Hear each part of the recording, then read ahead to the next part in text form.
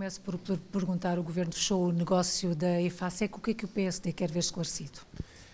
Olha, antes de mais, a circunstância de lhe chamar negócio é um bom ponto de partida para aquilo que nós queremos esclarecer. É os contornos em que o Governo injetou capital público numa empresa, nacionalizou uma grande parte do seu capital e agora quer colocá-lo em mãos privadas por um valor que é infimamente menor. Ou seja, o Governo vai injetar cerca de 400 milhões de euros na EFASEC e vai vendê-la por 15 milhões com a expectativa de recuperar alguma coisa, 2/3 daquilo que ela possa gerar de mais-valia quando for vendida no futuro.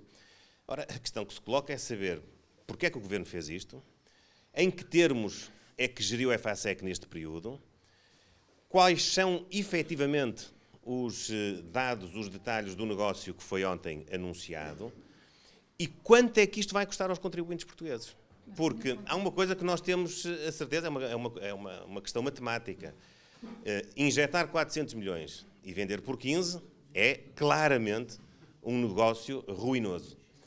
Injetar 400 milhões, vender por 15, permitir a quem comprou que faça uma mais-valia e ao Estado, para recuperar aquilo que lá injetou, nós teríamos de estar a falar de uma venda superior a 600 milhões de euros num futuro próximo desta empresa, coisa que não é crível.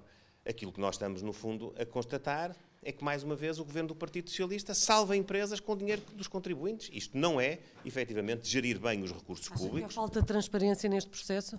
Acho que falta, de forma transparente, esclarecer tudo isto, mas, sobretudo, falta dizer aos portugueses que o Dr. António Costa e o Partido Socialista andam a brincar com o dinheiro dos portugueses, andam a injetar dinheiro em empresas para salvar as empresas em prejuízo daquilo que são recursos públicos que podiam ter sido utilizados e podem ser utilizados com outras finalidades. Veja bem, 400 milhões de euros é mais do que aquilo que era necessário para podermos fazer a atualização de todo o tempo das carreiras dos professores, como nós propusemos há algumas semanas a esta parte e como o Partido Socialista rejeitou e vai rejeitar também em sede de orçamento. Mas tendo em conta o peso que a empresa estava a ter para o Estado, fazia ou não sentido ou não vendê-la, e também há aqui a garantia que numa futura venda a maioria, 70%, 2/3 fica para Portugal, para a economia portuguesa. Repare bem, para nós termos uma recuperação de 400 milhões de euros que foram injetados neste negócio, nesta operação, a empresa teria de ser vendida por 600 milhões. Para que o Estado, para que os contribuintes portugueses recuperassem tudo. Ora, a empresa foi vendida hoje, depois desta injeção, por 15 milhões de euros.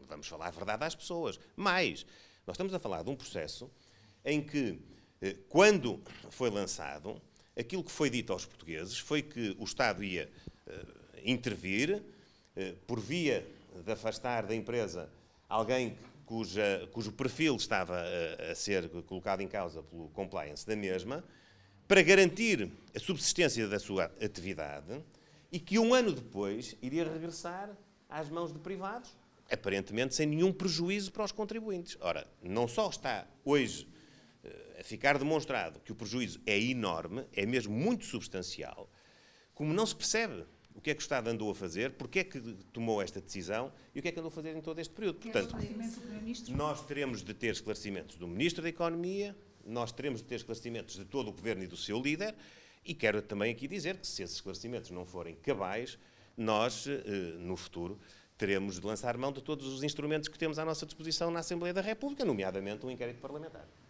Queria perguntar também em relação ainda à TAP. O hub é mais importante que o preço da companhia para a vender? Repare, tudo é importante. Eu não quero aqui dizer que a manutenção do hub não é estratégica para Portugal. Claro que é. Agora, o que é absolutamente incompreensível é que o Primeiro-Ministro acha que só isso é que é importante, mesmo que isso custe 4 mil milhões de euros. Isso é que é uma coisa que é igual à EFASEC. 400 milhões na EFASEC, 4 mil milhões na TAP, e assim se vai desbaratando o dinheiro público em desfavor daquilo que interessa às pessoas. Se nós estivéssemos a utilizar esses recursos para recuperar o tempo dos professores, se calhar teríamos mais professores nas escolas e mais alunos com professores a todas as disciplinas. Se nós tivéssemos mais recursos para poder pagar melhor aos funcionários públicos, nós tínhamos carreiras mais atrativas e não tínhamos hoje o problema que temos, por exemplo, na saúde, em que é preciso também falar a verdade ao país. estamos na iminência de poder chegar a acordo, e oxalá que se chegue a acordo entre o Governo e os médicos, mas o pior mês da história do SNS começou ontem. Mas não sou eu que o digo. Foi o diretor executivo do Serviço Nacional de Saúde que disse assim: se não houver acordo, o mês de novembro vai ser o pior mês dos 44 anos do SNS. Ora, o mês de novembro já começou ontem. Portanto, ainda não há acordo.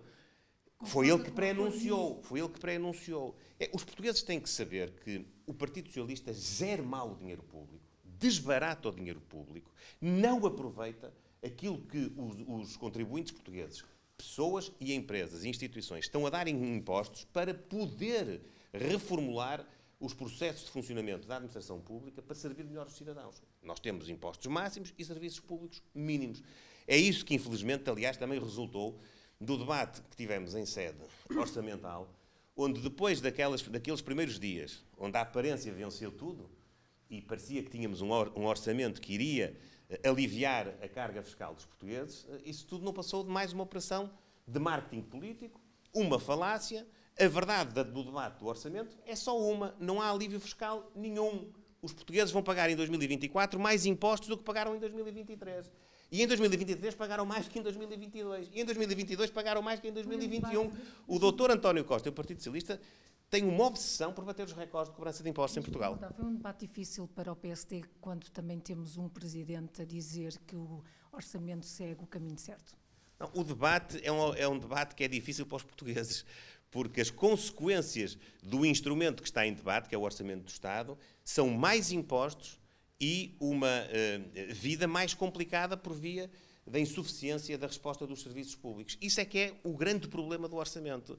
Se fosse uma questão de facilidade, para o PSD foi muito fácil, porque não faltam argumentos para desmontar todo o marketing político do orçamento. Só que isso a nós não nos enche demais aquilo que é a nossa ação e a nossa finalidade. O que nós queremos é melhorar a vida das pessoas. E, em termos de melhoria da vida das pessoas, o debate do orçamento foi uma desgraça.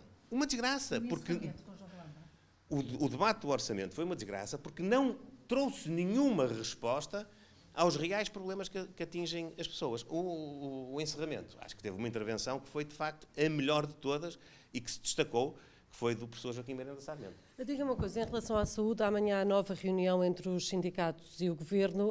O Ministro da Saúde já disse que está a tentar desfazer o que o PSD fez em relação aos horários, terminar o que o PSD fez aos horários dos médicos. O Ministro da Saúde está quase a falar do Dr. António Oliveira Salazar, quase. Mas considera razoáveis as exigências dos médicos, nomeadamente o aumento salarial? O Ministro da Saúde já disse que a culpa era do PSD, já disse que o problema tinha nascido nos anos 80, quando, por exemplo, há 10 anos atrás, ainda vi ontem numa reportagem televisiva, e ainda bem que os senhores jornalistas têm essa capacidade de investigação, porque mostraram-nos um ex-secretário de Estado do Partido Socialista, que por acaso é o mesmo que agora é Ministro da Saúde, a dizer há 12 anos atrás que o problema dos recursos humanos estava resolvido e que íamos ter mais médicos nos próximos anos em Portugal. Agora já diz que o problema nasceu nos anos 80 e, repito, qualquer dia vai dizer que nasceu no Estado Novo. O que eu creio que é importante dizer aos portugueses é o seguinte: é desejável que haja acordo, mas vamos falar a verdade. O acordo não vai resolver os problemas mais prementes do Serviço Nacional de Saúde. Mesmo nas urgências não vai resolver os problemas todos. E se o Governo não tem coragem de dizer isto aos portugueses, eu quero daqui dizer que é preciso que haja um entendimento global no país entre o setor público, o setor social e o setor privado, para que todos possam cumprir o serviço público de estar à disposição dos cidadãos um acesso a cuidados de saúde que são prementes e urgentes. Enquanto isso não for feito, nós vamos andar aqui com remendos. Por falar em saúde, é uma espécie de cuidados paliativos que não resolvem o problema em si, apenas vão dando para gerir aquilo que é hoje um caos que se instalou, infelizmente, no SNS. Estou a perguntar, concorda com a diminuição para as 35 horas do trabalho dos médicos e com os aumentos de 30% para todos os clínicos? Eu não vou entrar nos detalhes da negociação que deve ser feita entre os sindicatos e o Governo. O que eu lhe vou dizer, e digo com sentido de responsabilidade, não é para pré-anunciar nenhuma catástrofe, nem é para dizer que as coisas são todas muito más. É porque eu acho que os portugueses merecem a verdade. Não merecem ser enganados como estão a ser até nesta circunstância. É muito importante estabilizar a carreira dos médicos no Serviço Nacional de Saúde. É muito importante atrair e reter profissionais no SNS. Mas vamos falar verdade aos portugueses. Não é este acordo que vai resolver o drama que é hoje a incapacidade do SNS ter profissionais suficientes para prestar os cuidados que são necessários às populações. Por isso é que o Ministro da Saúde até já admite a ideia que eu ando a defender há 1 ano e meio na praça pública. Falei nas eleições internas do PSD, falei no Congresso, em que fui investido na função de Presidente do PSD. Já falei inúmeras vezes, já apresentei um documento estratégico sobre isso. Fui sempre, enfim, desdenhado no meu propósito de que, para recuperar a capacidade de haver um médico de família para todos os utentes do Serviço Nacional de Saúde, é preciso aproveitar a capacidade instalada, nomeadamente no setor social. O Ministro da Saúde foi ao Parlamento dizê-lo agora há 2 dias, mas eu ando a dizer-lo há 1 ano e meio. Este Governo está em exercício de funções há 8 anos. Este orçamento é o 9º orçamento. Estas pessoas que estão hoje no Governo, a começar pelo Primeiro-Ministro, falam como se tivessem entrado há 8 horas no Governo, ou há 8 dias. São 8 anos. Nós estamos a pagar as consequências das políticas públicas que tivemos nos últimos anos em Portugal. O grupo de deputados entregou hoje um pedido de fiscalização sucessiva da eutanásia, da lei da eutanásia. Vão além das dúvidas que teve o Presidente da República. Acha que ainda se justifica neste momento? Os deputados entregaram, justificaram e agora aguardaremos aquilo que é a pronúncia do Tribunal Constitucional. Deixa-me só insistir nesta questão. Ter o Ministro João Galamba a encerrar o debate do Orçamento do Estado, a citar o Presidente da República a dizer que é um bom orçamento. Temos o Presidente da República a dar trunfos ao Governo?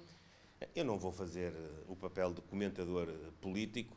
Aquilo que é relevante para mim, enquanto líder do maior partido da oposição, é que o Ministro que interveio no encerramento do debate não acrescentou nada ao debate, a não ser evidenciar, mais uma vez, que este Governo está preocupado com a propaganda e ele próprio, esse Ministro, mais não fez do que, de uma forma até bastante monocórdica, nada ao estilo que nós estamos habituados a vê-lo, vá-se lá saber porquê, veio apresentar um enunciado de obras públicas que já foram apresentadas pelo Dr. Pedro Marques quando foi Ministro há 8 anos atrás, lembram-se? Foi o primeiro. Já foi ao Parlamento fazer um discurso parecido com aquele que fez o Ministro Galamba anteontem. Depois o Ministro Pedro Nuno Santos, esse fez muitos.